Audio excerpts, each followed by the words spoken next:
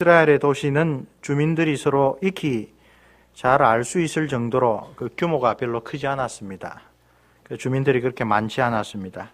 그래서 율법을 어긴 사례가 있어서 재판이 열리면 장로들이 성문 앞에 앉아서 피고를 출석시킨 가운데 고발된 내용을 심리하여 판결하였습니다. 이런 재판 과정에서 중요한 역할을 하는 것이 바로 증인, 목격자입니다. 증인들의 진술이 재판에 결정적인 역할을 하였기 때문에 신명기 19장 15절에 모세를 통하여 주신 하나님의 계명 가운데 하나는 무슨 범죄든지 한 사람의 증인이 아니라 두세 사람의 증인의 확정을 얻어야 한다라고 규정하고 있습니다. 한 사람이면 여러 가지 잘못된 동기가 거짓 증인을 하게 될 위험이 있는데 두세 사람이면 그 증인이 서로 말이 합쳐져야 되므로 거짓 증언을 하기가 쉽지 아니하다라는 그런 의도 때문이죠. 그리고 만일 피고가 유죄로 밝혀지고 그 죄질이 중하여서 사형, 특별히 돌로 쳐서 죽이는 사형이 내려질 때에는 그 증인들이 제일 먼저 돌을 들어서 첫 번째 돌을 피고에게 던지도록 되어 있었습니다. 반대로 만일 증인들이 거짓말한 것이 밝혀지면 피고가 받아야 될 형벌을 그 거짓 증인들에게 내리도록 되어 있었습니다. 그러므로 재판장에 섰던 증인들은 결코 거짓말하지 말아야 했습니다. 이것이 제9계명 내 이웃에 대하여 거짓 증거하지 말아라 라고 하는 것의 1차적인 의미입니다.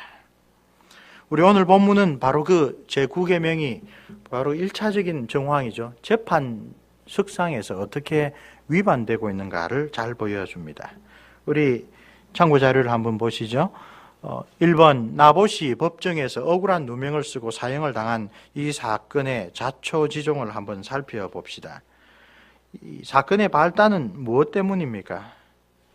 왕의 그 욕심 때문입니다. 사마리아에 소위 상하궁이라 아이보리 팰리스라라고 하는 멋진 궁궐을 지었는데 딱 그 뒤편에 그 궁궐에 달린 체마밭으로 쓰기에 딱 좋은 터에 나봇의 포도원이 있었습니다.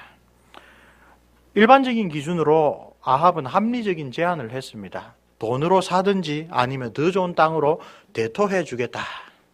그러나 왕의 이런 그 정중한 이 부탁을 나봇은 들어줄 수가 없었습니다. 무엇 때문이었습니까? 레위기 25장 23절에 기록되어 있는 대로 대대로 이스라엘 백성에게 지파별로 가문별로 하나님께서 결코 팔지 못하도록 정해주신 땅, 그 땅에 해당하는 포도원이었기 때문에 나봇은 팔고 싶어도 왕의 명령을 기꺼이 들어주고 싶어도 그러나 그보다 더 높으신 하나님의 율법을 어길 수가 없어서 정중히 거절합니다.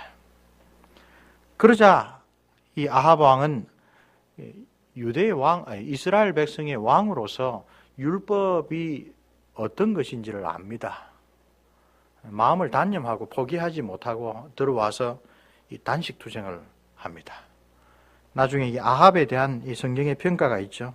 참 아합과 같은 자는 없다. 스스로 팔려서 죄를 짓는다. 그 죄에 대한 소욕을 끊지 못하고 있었죠. 그러자 누가 들어왔습니까? 왕이 밥도 안 먹고 물도 안 마시고 자기 방에서 그냥 오늘 우리 아이들 말로 이야기하면 삐져 있으니까 부인이 찾아 들어갔습니다. 7절 말씀이 대단한 이야기입니다. 자초지종을 듣고 난 다음에 이세벨이 그에게 이르되 왕이 지금 이스라엘 나라를 다스리시나이까? 우리 네덜란드에 있을 때 어린이 성경을 화란으로 된 여러 가지 성경을 아이들에게 들려주는데 그 가운데 잉버슨이라고 하는 분이 있었던 그 부분 이야기를 아주 재미있게 해석합니다.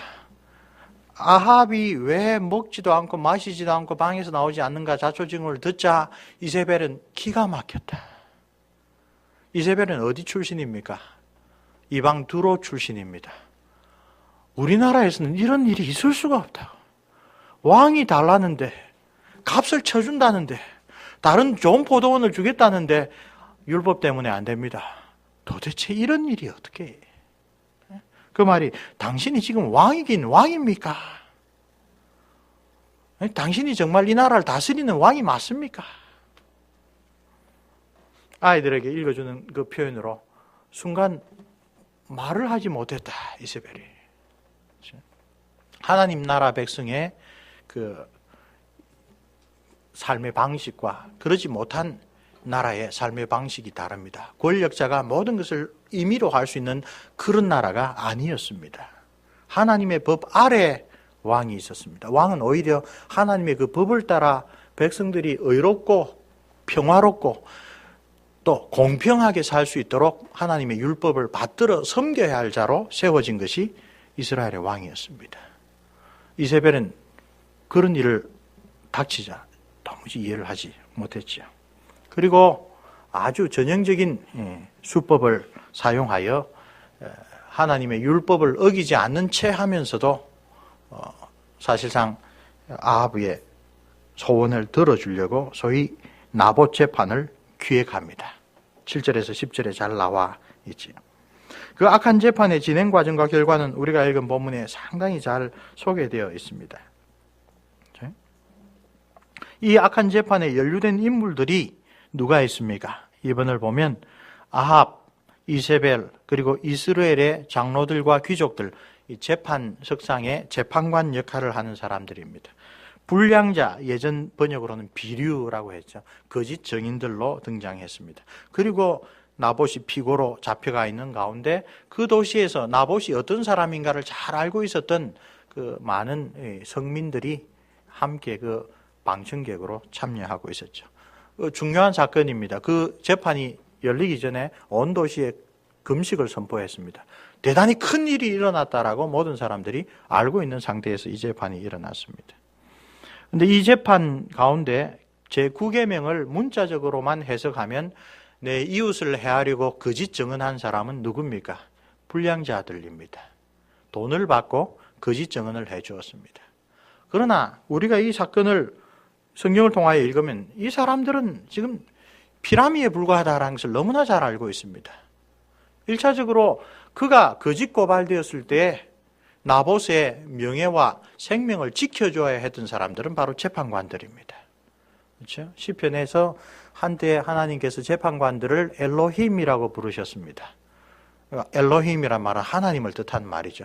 재판관을 왜 엘로힘이라 불렀습니까? 그들은 땅에서 하나님께서 하시는 일, 선악을 분별하는 일을 대신하기 때문에 그들의 위치는 대단히 중요합니다. 근데 이 재판관들도 보면 지금 여기서 중요한 인물들이 아닙니다. 그들은 왕비의 그 노여움을 살까 두려워서 혹은 왕비의 그 악한 일에 동참함으로 자기들이 여러 가지 얻을 것이 있을까 기대하는 마음으로 이 악한 재판을 직접적으로 기획하고 준비하고 진행하고 있습니다. 우리가 읽은 본문 다음에 보면 17절에 여호와의 말씀이 디셉 사람 엘리야에게 임하여 이르시되 너는 일어나 내려가서 사마리아에 있는 이스라엘의 아합 왕을 만나라. 그가 나봇의 포도원을 차지하러 그리로 내려가나니 19절 같이 읽습니다.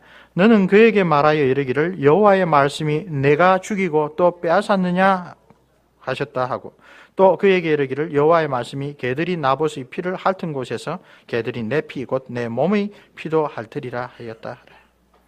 하나님은 딱 누가 이 악한 거짓된 재판의 원흉인지를 바르게 지적하십니다. 그렇죠? 아합을 정죄하고 책망합니다. 그리고 이세벨에 대해서도 23절 이세벨에 대하여도 여호와께서 말씀하여 이르시되 개들이 이스라엘 성읍 곁에서 이세벨을 먹을지라.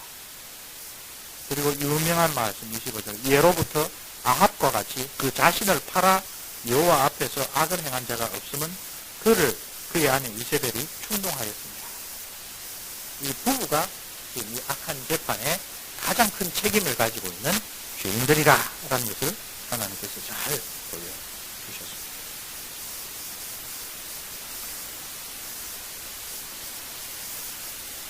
이것은 제9계명을 가장 문자적으로 그리고 악하게 어긴 성경의 사례 중에 하나입니다. 반대로 동일한 재판석상에서 곧 권세를 가진 사람의 목전에 서서 불의하게 고난을 당하는 사람들을 자기의 생명을 걸고 옹호한 사례들도 있습니다. 대표적으로 우리 사무엘상 19장에 보면 요나단이 자기 아버지 사울왕인 자기의 친구이자 또 동서이죠. 왕의 사위이고 왕의 장관으로 하나님의 뜻대로 백성들을 잘 다스릴 뿐만 아니라 골리앗을 위시한 많은 전투에서 이스라엘 백성들을 구원한 이 다윗을 박해하고 죽이려고 하자 앞에 나아가서 다윗을 죽이는 것은, 다윗을 핍박하는 것은 옳지 못합니다 라는 것을 아주 밝히죠. 이 경우는 오늘 나봇 재판관은 정반대로 제9계명을 적극적으로 순종하고 받들어 섬긴 사례에 해당합니다. 이처럼 제9계명은 우선적으로 법정에서, 다른 말로 내 이웃의 생명과 재산과 여러 가지 명예와 그 사람의 삶에 지극히 중요한 것들이 걸려있는 그런 자리에서 거짓 증언하지 아니하고 오히려 진실로서 그 사람의 생명과 재산과 명예와 평판을 보호하는 그 제9계명의 의를 잘 보여요. 우리 그것을 소요리 문답 제9계명을 통하여 한번 보겠습니다. 76문답에서 78문답까지 세 문답을 통하여서 제9계명을 설명하고 있습니다. 제9계명이 무엇입니까? 내 이웃에 대하여 거짓 증거하지 말지니라 하신 것입니다. 77문 제9계명이 명하는 것은 무엇입니까? 제9계명이 명하는 것은 사람 사이의 진실함과 자기 자신과 이웃의 명예를 유지하고 존중시키라는 것이고, 특별히 법정에서 증언할 때에 그리하라 하는 것입니다. 그래서 특별히라고 법정에서 증언하는 1차적인 내용을 특별한 경우로 오히려 설명하고, 일반적으로 이웃에 대한 이야기로 이 계명을 확장시키는 것을 보게 됩니다. 대표적인 증거구절로 스가랴서 8장 16절에서 17절 너희가 행할 일은 이러하니라. 너희는 같이 이웃으로 더불어 진실을 말하니 너희 성문에서 진실하고, 성문 어디입니까? 재판장. 성문에서 진실하고 화평한 재판을 베풀고 심중에 서로 해하기를 도모하지 말며 거짓 맹세를 좋아하지 말라. 이 모든 일은 나의 미워하는 것입니다. 나 여호와의 말입니다. 78문답으로 가면 제9계명이 금하는 것은 무엇입니까? 제9계명이 금하는 것은 무엇이든지 진실함을 본상하는 것과 자기 자신과 이웃의 명예를 훼손하는 것입니다. 레위기 19장 16절 너는 내 백성 중으로 돌아다니며 사람을 논단하지 말지라. 내 이웃을 대적하여 죽을 지경에 이르게 하지 말라. 나는 여호와입니다. 시편 15편에 야훼의 장막에, 여호와의 장막에 거할 자 누구냐라고 이야기를 하는 가운데 그 혀로 참소치 아니한 다른 사람에게 대하여 그 잘못된 증인, 잘못된 고문으로 다른 사람을 피해주는 사람, 그런 일을 하지 아니한, 그 벌새에 행하지 아니하며 그 이웃을 회방치 아니하며 그런 자가 여호와 장막이다. 잠언 6장 16절부터 보면 여호와의 미워하시는 것, 곧 그 마음에 싫어하시는 것이 7가지 있는데, 곧 교만한 눈과 거짓된 혀와 무죄한 자의 피를 흘리는 손과 악한 계교를 꾀하는 마음과 빨리 악으로 달려가는 말과 거짓을 말하는 망령된 정인과 및 정죄사를 일하는. 여기 직접적으로는 19절에 거짓을 말하는 망령된 정인 나오지만 그 앞에 사실 9계명과 관련된 많은 내용들이 반복하여 나옵니다. 거짓된 혀, 정죄사를 일관하는 것, 그렇죠? 악한 계교를 꾀하는 마음, 이웃에 대한 태도가 역시 9계명으로 근본적으로 달려 있음을 잘 이해합니다. 세례 요한에게 회개의 세례를 받으러 나왔던 군병들이 우리는 어떻게 하면 되겠습니까? 군병들도 물어 가로되 우리는 무엇을 하리까 하며 가로되 사람에게 강포하지 말고 무소하지 말고 억지로 고발하지 말고 무고하지 말고 그리고 받는 여로 고통드리고 이렇게 세례 요한이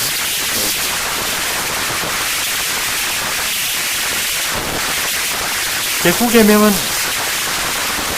법정에서 뿐만 아니라 우리 일상생활에서 우리 이웃에 대하여 가장 많이 돌아봐야 될 마음가짐, 이웃 사랑에 대한 태도를 가르치는 것입니다. 단순히 거짓말하지 말라라는 뜻으로 이해할 수 있는 개념이 아닙니다. 사실 거짓말하지 않고 살아간다는 것도 결코 단순한 것도 아니고 쉬운 것도 결코 아닙니다. 이 계명은 법정에서의 정원 그리고 다른 계명과 마찬가지로 그 행위뿐만 아니라 정기까지 살피도록 할 내용을 포함하고 있습니다. 그래서 우리가 성경을 이 계명을 따라서 읽다 보면 경우에 따라서는 그 사람이 이웃에 대하여 어떤 동기를 가지고 있는가에 따라 고의로 거짓말한 자가 오히려 하나님께 칭찬받을 것 같습니다. 이집트에 이스라엘 백성들이 있을 때 바로의 명령을 어기고 남자아이들을 살려준 산파 시프라와 부하는 거짓말을 했기 때문에 오히려 하나님께 축복을 받습니다. 여호수아 시절에 기생 라합 역시 거짓말을 하여서 이스라엘 정탐꾼을 살려준 것 때문에 그와 그 온 가족이 구원을 받고 하나님의 백성으로 들어오게 됩니다. 따라서 이것은 단지 거짓말하지 말아라 라는 것으로 쉽게 설명할 수 있는 계명이 아닙니다.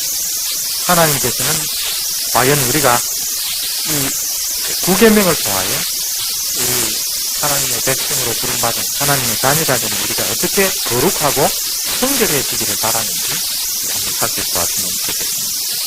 법정에서의 정직하고 올곧은 정은 이것은 생명과 관련된 문제입니다.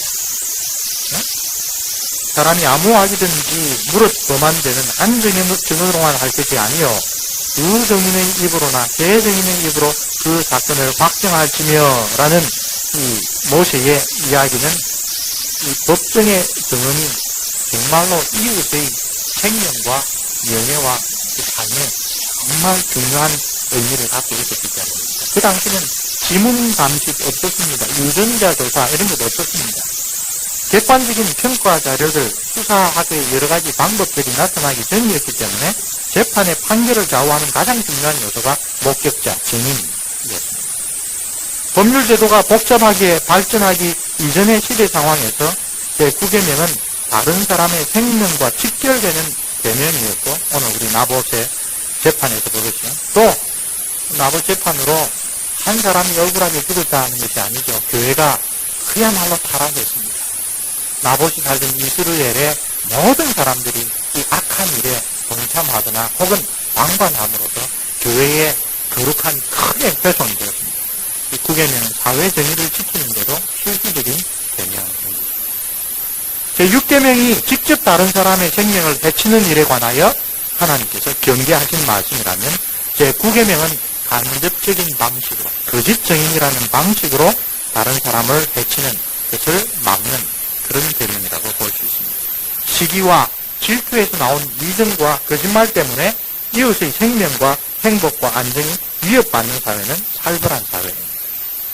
평안과 안정과 휴식을 누릴 수 없는 불안한 사회입니다.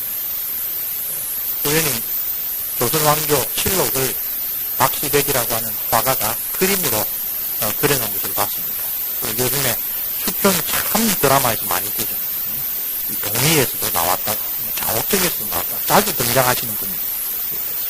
그 은간에서 보는데, 나라가 망하는 이유 중에 하나가 하도 궁중에서 자기의 생명과 자기의 안정이 어려웠던 그런 문제이기 때문에 수평전에 그 앞에 광해군 계실 때 이분이 정말로 우리에게는 훌륭한 왕인데 안타깝게 밀려난 역성혁명을 당한 왕이다. 알고 보니까 이 양반이 워낙에 세자 시절부터 목숨이 위태로운 삶을 수십 년간 지내고 그야말로 극적으로 왕이 됐기 때문에 누가 모방한다라는 소문만 들리면 다 잡아가지고 죄가 없는 사람인데도 다 잡아가지고 그 당시는 뭡니까? 역시 자기 자백할 때까지 때리는 거죠. 자백할 때까지 고문하는 거죠. 그래서 많은 그 지배계층의 선비들이 불안감을 느끼지 않을 수가 없게 된 경우입니다. 모반한다라는 마음만, 그러니까 다른 자기 마음에 들지 않는 자기의 정적이나 자기가 정말 싫어하는 사람에 대하여 왕에게 그런 고발만 하면 그 사람이 실제로 모방할 의사가 있었든지 아니든지 항상 문제가 해결이 되니까 그 사회, 조선시대 광해군 시절이 아주 후계명과 관련하여 사람들에게 평안을 주지 못하고 안정을 주지 못하고 공평과 진리가 바로 서는 사회가 아닌 사회가 되어 버렸습니다. 시기와 질투에서 나온 위증 때문에, 거짓말 때문에 이웃의 생명과 행복과 안정이 위협받는 사회, 살벌한 사회. 평안과 안정과 휴식을 누릴 수가 없는 불안한 사회. 그래서 하나님께서는 제9계명을 주셔서 우리가 살아가는 사회에서 교회가 정직하고 올바르게 살아가는 자에게는 평안과 안정과 쉼이 있다라는 것을 보여주도록 주신 것입니다. 우리 지난주에 한번 소개해드렸죠. 2000년 한 해 동안 우리나라에서 위증으로 기소된 사람이 정확하게 1198명인데 일본은 단 5명이었습니다. 무고, 아예 적극적으로 다른 사람을 죄 없는 사람에게 죄를 뒤집어 씌우기 위하여 고소한 경우에 우리나라가 2961명이고 일본은 단 2명이었습니다. 지난주에도 우리 돌아봤듯이 어느 사회에게 기독 부인이 훨씬 더 많습니다. 10계명을 주신 근본적인 뜻이 하나님의 자녀된 백성, 세상의 빛과 소금의 역할을 해야 될 교회가 하나님의 말씀을 따라 살아가면 그 사회가 그 하나님의 백성 덕분에 부패가 좀 완화되고 어둠이 밝혀지고 또 하나님의 말씀을 붙잡고 살아갈 때 주시는 은혜와 평강과 기쁨이 있어야 되는데 참 안타까운 역전 현상을 우리가 보게 됩니다. 진리를 말하지 않는 분위기가 사회에 평등해지면 많은 부작용이 일어납니다. 재정적 비용이 제일 먼저 엄청나게 커져나갑니다. 사회복지 서비스를 부정청구해서 타내는 한 해 돈이 미국만 하더라도 수억 달러가 넘습니다. 그래서 보험회사는 그 부정행위를 또 뒷받침 조사하고 하기 위하여 여러 가지 또 사기를 방지하는 차원에서 조사팀도 만들어야 되고 2중 3중으로 점검 체제를 만들어야 되고 그에 따른 사회적 부담이 늘어나고 그래서 우리의 보험금이 또 보험 부담금이 늘어나고 이런 직접적으로 다가오는 비용뿐만 아니라 거짓, 맹소적인 분위기 인간관계를 올바르게 바꾸어 주지 못하죠. 제9계명이 잘 지켜지는 그런 사회는 참 신뢰가 있고 개방된 사회예요. 그런 사회 안에서는 살아가는 삶의 질이 아주 다릅니다. 우리 한국의 기독교인의 수에 대하여 이야기를 하는 것이 참 어리석고 부끄럽다 생각이 있고 적어도 이 사회에 사는 사람들도 교회에 들어오면 믿을만하다. 교회에 들어오면 함께 하나님의 백성이 된 사람들끼리는 뒤에서 나에 대하여 부당한 소리를 안 하겠지. 그런 마음에 위로와 평안을 좀 누릴 수 있어요. 네, 교회가 살아가면 사실 다를 바가 없죠. 교회 안에서도 우리가 많이 겪는 그런 문제입니다. 우리가 제9계명을 다른 어떤 계명보다도 많이 실제로 어기고 일상생활에서 정직함을 특별히 하이델베르 교리문답 112문답 제9계명에서 하나님께서 원하시는 것은 무엇입니까? 라고 하는 그 질문에 대하여 특별히 법정에서뿐 아니라 모든 곳에 우리가 살아가는 모든 장소에서 라고 정확하게 이야기합니다. 법정 밖에서의 거짓말에도 이웃의 명예를 해치고 자신의 우월감을 드러내려는 의도가 깔려있을 경우에 그런 제9계명을 주신 하나님의 어기죠. 이웃을 해치는 의도 혹은 결과를 가지는 모든 종류의 거짓말을 제9계명을 어기는 거짓된 정의 외에 그 112문답에서 뭘 이야기를 하느냐 다른 사람의 말을 왜곡 위에서 어떤 노래 또 정직하게 그럴 줄 알아.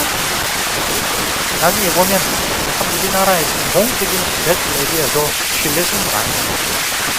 보면은 평상시에 많이 보는 사람들이 뭔가 잘못했다라고 하면 확실도 안 보고 사람을 많이 사용하는 거죠. 그렇죠. 정직한 점죄와 또 그런 행위에 판단합니다.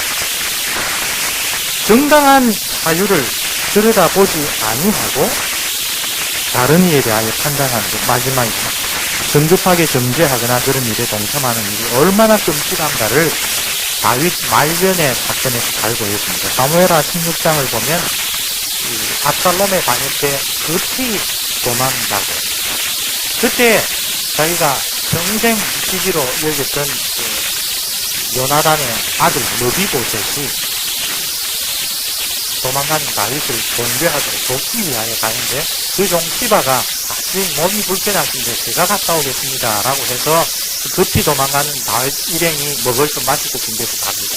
다윗이 정말 경황 중에 이렇게 대접해주니까 고마웠죠. 근데 느비보셋은 뭐 하고 있느냐 하니까 시바가 거짓말을 하죠. 당신이 이렇게 쫓겨난 것을 고소하게 얘기해요. 그래가지고 이 경황 중에 다윗이 얼마나 놀랐겠어요. 나중에 내가 돌아오면 느비보셋의 재산을 다 네가 가져. 돌아와서 보니까 느비보셋은 그 왕이 도망친 때부터 수염도 깎지 아니하고 옷도 갈아입지 않고 세수도 하지 않고 마치 죄인처럼 왕이 돌아올 때까지 신실하게 기다렸어요. 그 청지기 맡은 시바가 완전히 자기 주인을 무고하여서 재산을 다뤘었습니다. 그런데 그때 가서 다윗이 바로 잡았습니다. 바로 잡지 못하고 느비보셋의 이야기를 듣고 내린 결론은 그 사기꾼에게 재산의 절반을 나눠주도록 그렇게 했어요. 쉽게 판단하는 것, 쉽게 그렇게 결정하는 것, 그것이 얼마나 좀 안타까운 결과를 이렇게 줬는가. 그 사건에서 아주 잘 보여주고. 야고보 사도께서 이런 이야기를 하셨죠. 저는 우리의 몸 가운데 작은 지체로 돼 하는 일은 대단히 크다. 마치 작은 불이 나무를 다 태우고 숲을 다 태우는 것처럼 저는 불의의 세계라. 우리 지체 가운데 온몸을 더럽히고 생의 박쥐를 불사르니 그 사르는 불이 어디에서? 지옥불에서 나온다. 다른 모든 동물들, 새들 다 길들이지만 혀는 길들이지 못한다. 그렇게 이야기하면서 이 혀로 우리가 주 아버지를 찬송하고 이것으로 또 하나님의 형상으로 지음받은 사람을 저주하나니 한 입으로 찬송과 저주가 나는도다. 내 형제들아 이것이 마땅하지? 혀로 의인화된 우리의 악한 마음, 거짓 증언하기에 바쁜 마음, 남이 잘 되는 것은 싫어하는 우리의 옛 본성을 잘 표현하는 그런 마음 잘 가르쳐줍니다. 그 계명은 기본적으로 하나님의 자녀가 된 우리가 이웃에 대하여 어떤 태도를 가져야 마땅한가를 보여드려요.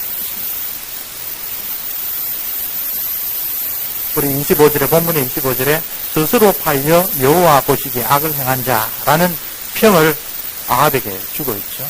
모든 거짓말과 또 거짓 증언은 다 우리 영혼을 살려가는 악한 자, 사단에게서 나옵니다. 가장 큰 거짓말, 가장 근본적인 거짓말이 무엇입니까? 에덴 동산에서 나왔던 거짓말입니다. 하나님은 너희들을 사랑하지 않는다. 하나님이 선악과를 먹지 말라고 한 것은 너희들이 잘 되기를 원해서 준 게 아니라 오히려 너희의 자유를 제한하고 너희가 하나님처럼 되는 것을 하나님이 싫어해서 준 것이다. 하나님의 모든 호의와 사랑을 이기적으로 왜곡하고 하나님의 말씀을 순종하는 것이 우리에게 무엇보다도 중요하고 무엇보다도 근본적인 복의 길이다라는 것을 바로 부인하는 모든 거짓말은 그런 사단의 유혹에 뿌리를 두고 왜 우리는 거짓말을 할까요? 제이 존이라는 분이 모든 사람을 위한 하나님의 법, 십계명이라는 책에서 이런 이야기를 합니다. 왜 우리는 거짓말을 할까? 첫째로 현실을 부인하기 위해서입니다.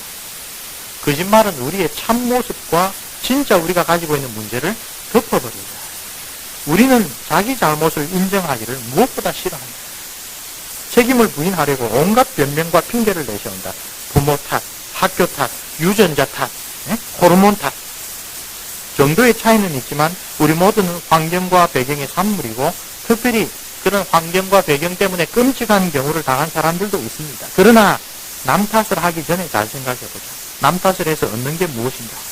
나는 그런 내가 어찌할 수 없는 그 환경의 피해자다라고 자처하면서 정말로 하나님이 우리에게 주신 잠재력과 또 우리 스스로 행할 수 있는 자유는 몰래 부인해버린다. 내 책임이 아니다라고 듣고 싶어 합니다.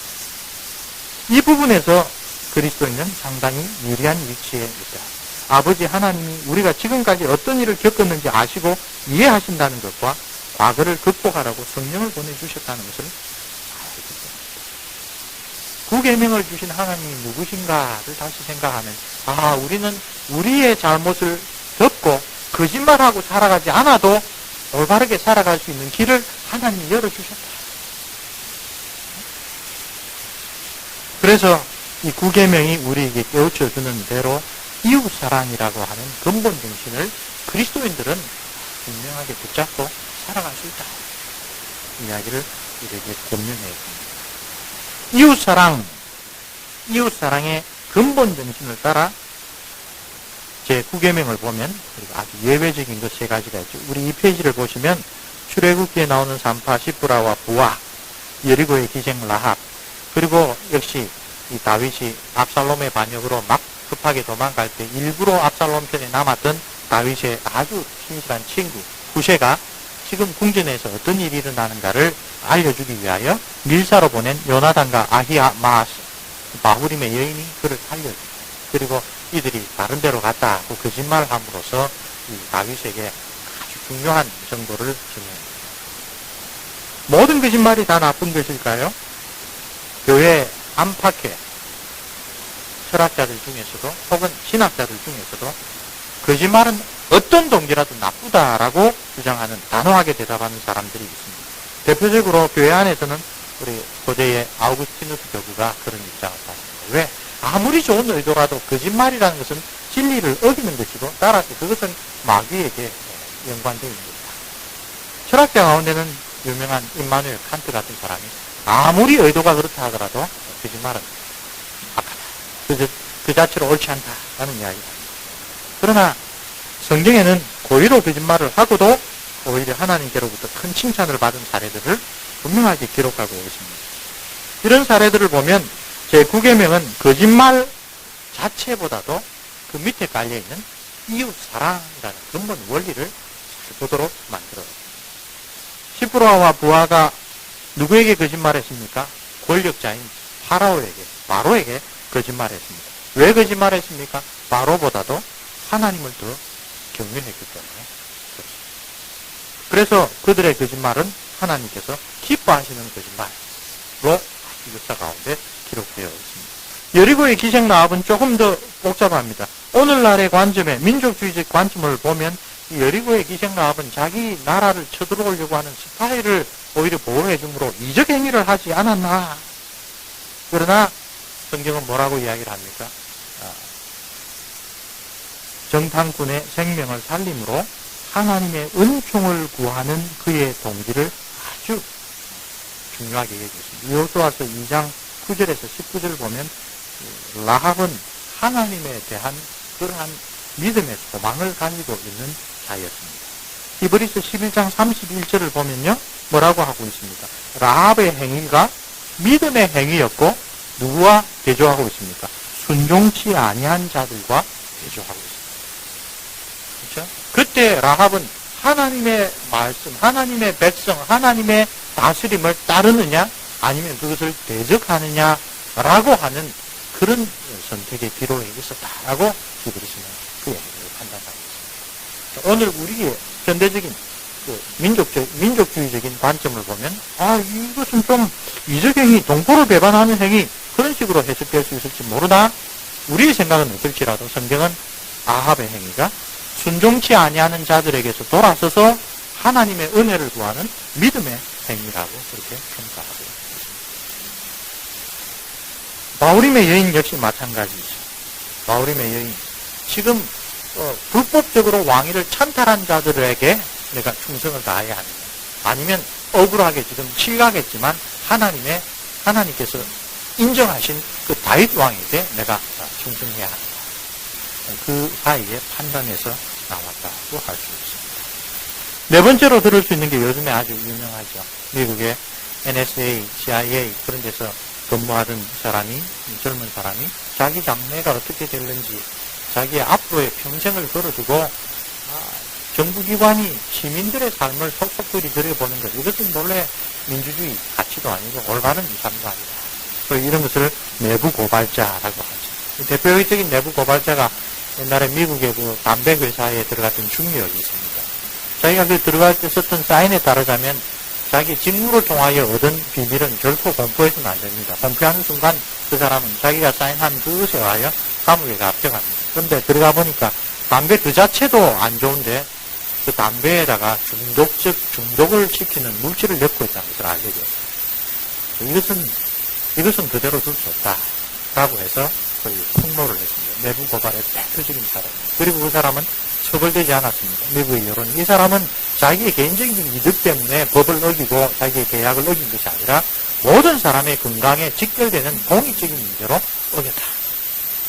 그렇게 이제 법의 처벌은 했지만 그 사회에서 그 사람은 거의 왕자가 되죠. 우리나라의 이문옥 감사관 마찬가지죠. 50 시절에 재벌들이 비업무용 부동산을 마구 쌓아두고 재벌이 그 기업이 기업 활동으로 돈을 벌면 뭐 국민 경제에 도움이 되지만 부동산 투기해서 돈을 벌면 그건 오히려 국민 경제를 망치는데 업무용으로 해놓고는 실제로는 업무로 쓰지 않는 많은 부동산이 있다는 것을 감사관으로서 그 폭로를 한 덕분에 당연히 감사관에서 알렸습니다. 완전히 왕따가 되는 것이죠. 그러나 그가 한 행동 덕분에 한두 사람의 소수의 이익이 아니라 모든 국민에게 큰 도움이 되는 그런 조치들이 이루어졌습니다.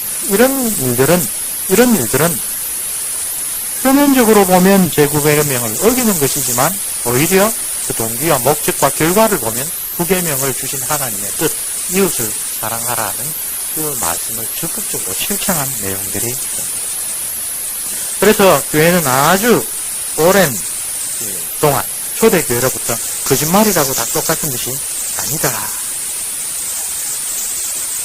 4가지 정도의 거짓말을 구별하는 것이 초대교회부터 있었습니다. 첫 번째는 9계명에서 말하는 바로 그 거짓말, 다른 사람에게 해악을 끼치는 거짓말. 두 번째로는 개그맨이나 만난가가 하는 즐겁게 하기 위한 거짓말. 그 코미디라는 걸 알고 있으면 막 말도 안 되는 거짓말을 해도 다 웃고 넘깁니다. 웃자고 하는 말. 그러나 아우구스티누스 교부의 이야기가 중요한 것이 그런 만우절에 하는 거짓말이라도 듣는 사람이 그런 정황을 놓쳐버리면 다른 사람에게 직접적으로 해를 끼칠 수가 있습니다. 그것 자체는 진리는 아니기 때문에.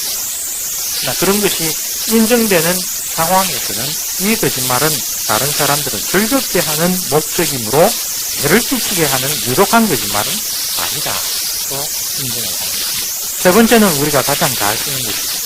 white lie, 하얀 거짓말. 정말 내가 하긴 싫은데 하기 싫어라고 말하면 상대방이 마음이 상하고 내가 다른 약속이 뭐 이런 식으로 거짓말하는 이런 것을 예의의 거짓말이라는 식으로 표현합니다. 또 편지에 서양 사람들 종종 존경하는 뭐뭐지라고 보내잖아요. 실제 마음을 전혀 생각 안 하는데 존경하는 뭐뭐지.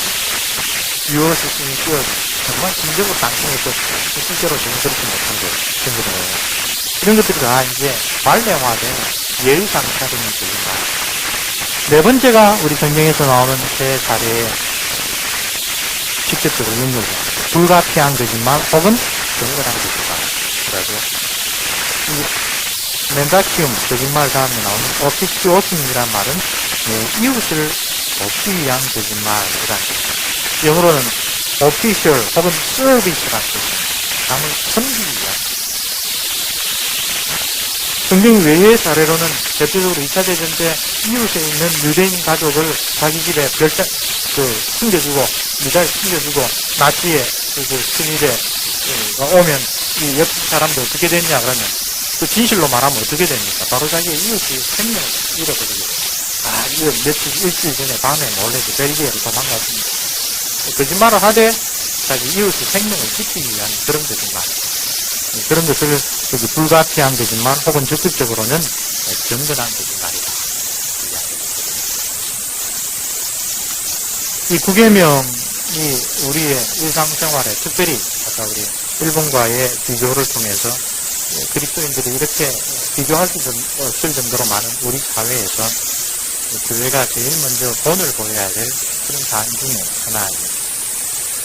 두 가지 기도를 한번 가져왔는데 그 가운데 김홍전 박사님이 십계명 강의에서 구계명과 관련되어 이런 기도를 같이 드렸습니다. 거룩하신 아버지시여, 우리들은 너무 유치하고 생각이 짧아서 말을 할 때에도 참으로 주의하지 아니하고 실수를 하는 일이 많고 심지어 혀를 잘못 놀리는 것을 폐단으로 생각하지 아니하고 또 그런 예상하지 않은 피해를 형제들에게 끼치고 더 나아가 하나님 나라에 누를 끼치는 일이 많이 있습니다.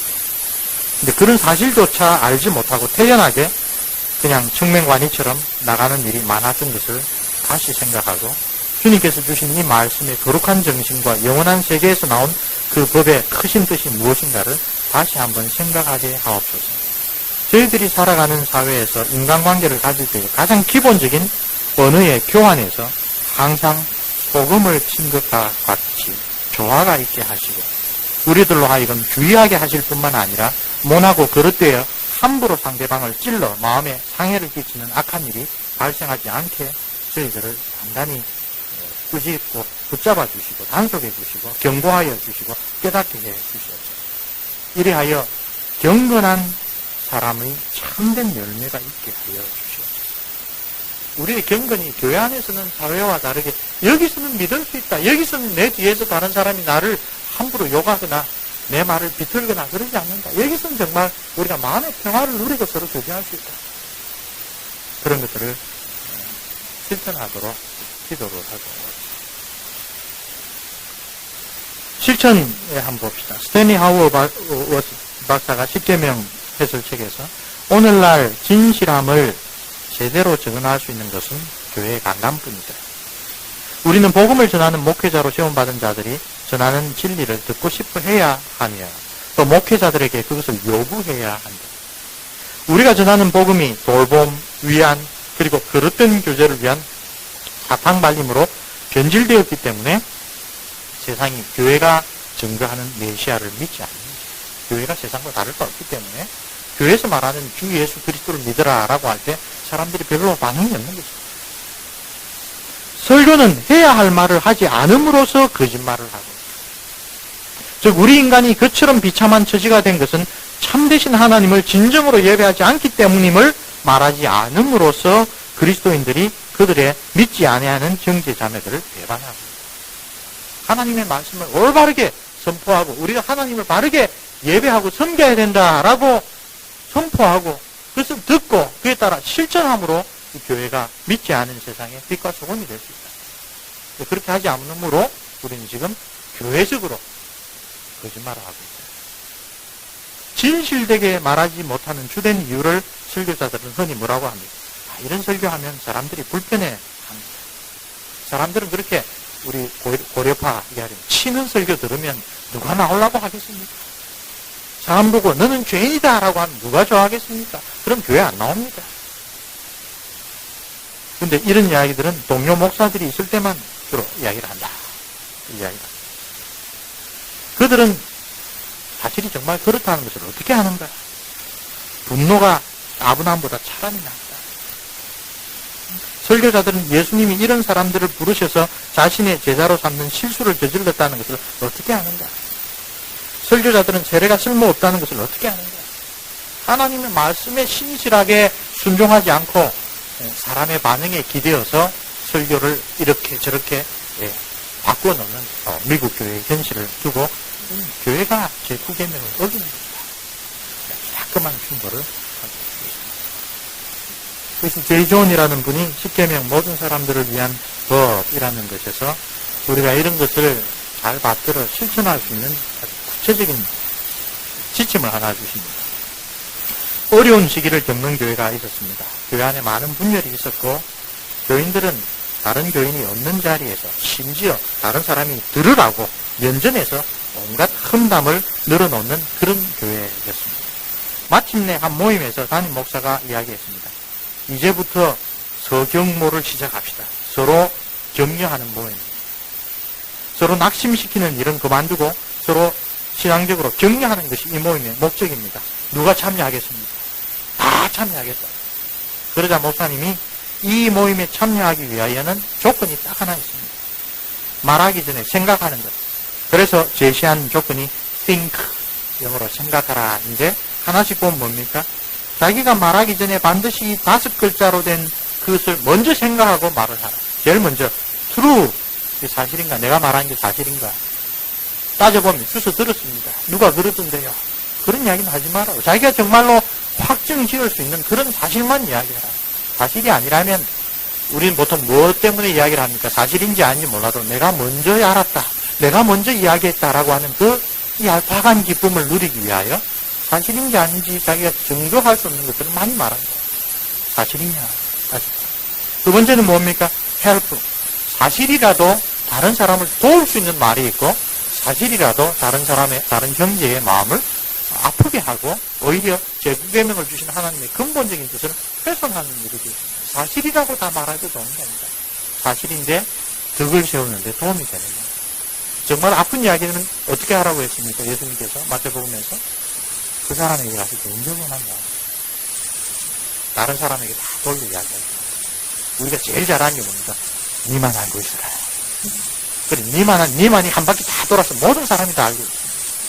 근데 그것이 정작 화제가 된 사람에게는 무지 도움이 되지 않아요.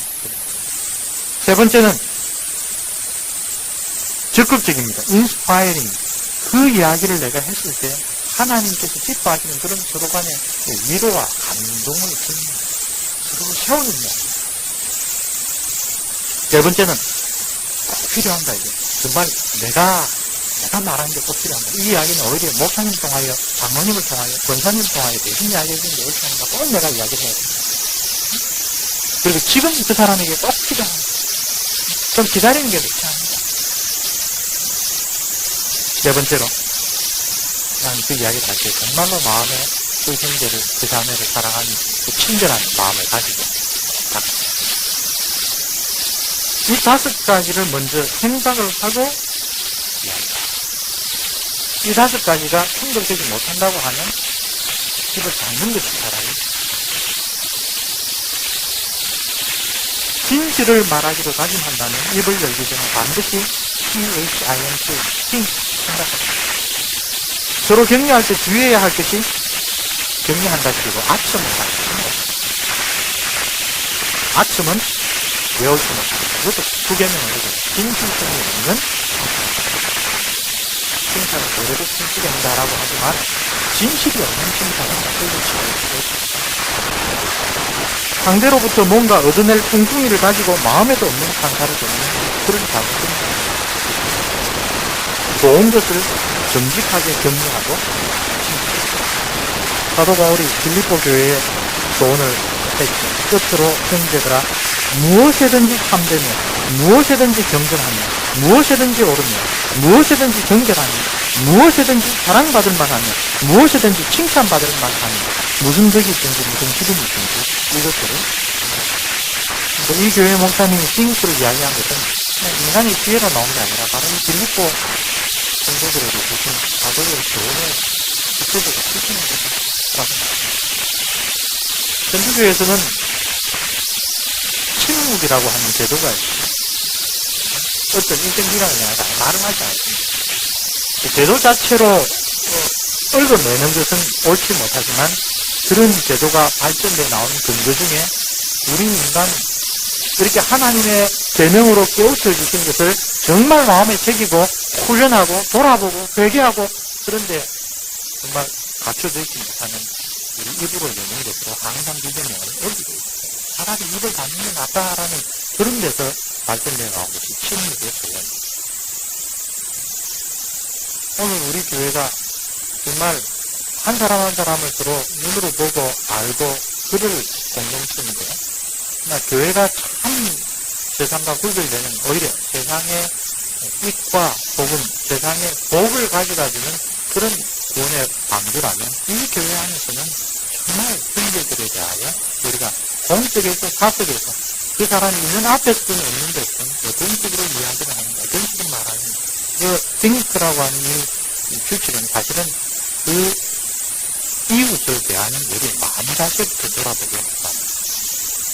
우리가 만약에 하나님께서 이 계명을 주셔서 우리의 삶을 고치라고 했던 그런 뜻을 잘 깨달아서 기도하는 가운데 이 싱크라는 규칙을 지키기 시작하면 하나님께서 이 자기 계명을 신실하게 지키는 자에게 약속한 그런 축복을 그냥은 비밀이 있고 기도합니다.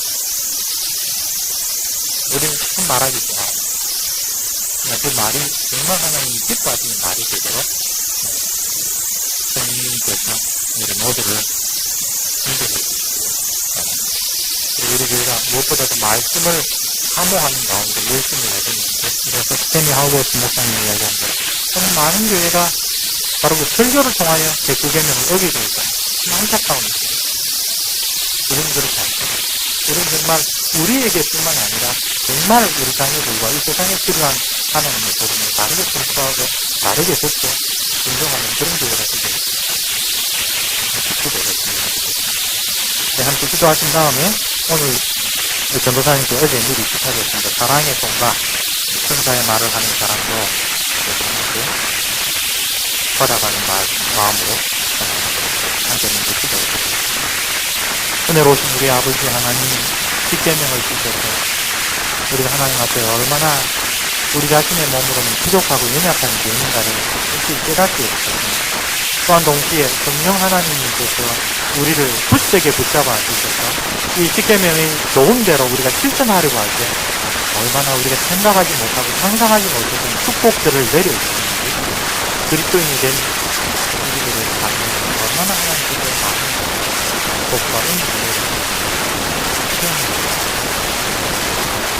우리가 항상 입술로 하나님을 경배드리는 것보다 오히려 하나님을 존중하는 것보다 지금 기도하고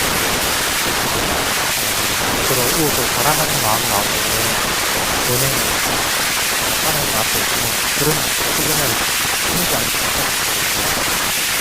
하나님 이에 힘들어서 신앙들이 정말 심사숙고하며 자기를 돌아가고 그런 좋은 우리도 지키는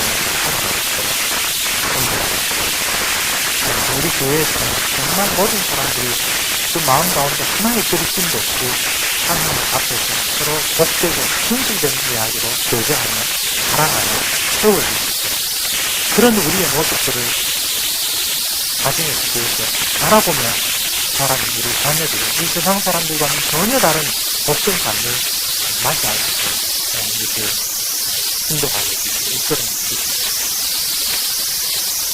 특별히 정말 이 강단 주님께서 축복하게 해주시고 하나님 정말 하나님의 참된 복음이 그런 거리낌이 없이 풍성하고 깊이 있게 전달될 수 있도록 하나님 아버지 우리 모든 성도들의 마음에 말씀을 위한 기도가 영생하게 인도가 우리 주 예수 그리스도 이름으로 기도합니다.